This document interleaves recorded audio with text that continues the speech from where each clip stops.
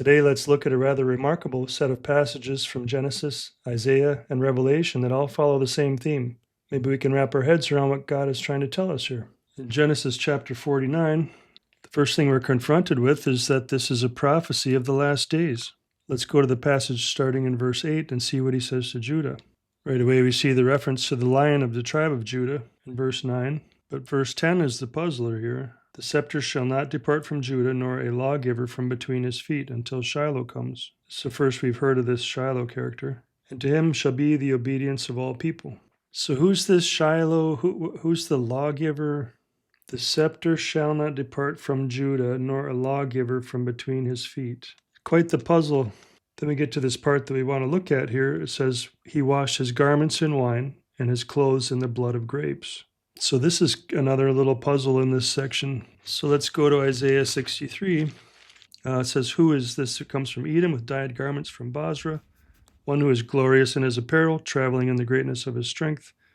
I who speak in righteousness, mighty to save. It's pretty obvious who we're talking about. Why is your apparel red and your garments like one who treads the winepress? I have trodden the winepress alone, and from the peoples there was no one with me. For I have trodden them in my anger and trampled them in my fury. Their blood is sprinkled upon my garments, and I have stained all my robes. So just like in Genesis chapter 49, we have this image of grapes that suddenly becomes blood, an image of Christ stomping in the winepress in vengeance in verse 4. We've already talked about the day of vengeance or the day of the Lord in a couple of previous videos.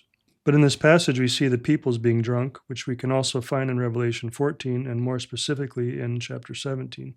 Now, Revelation 14, verses 14 through 16, there's a certain type of harvest according to the text, and although there are some similarities, verses 17 through 20 speak of fire, wrath, and blood.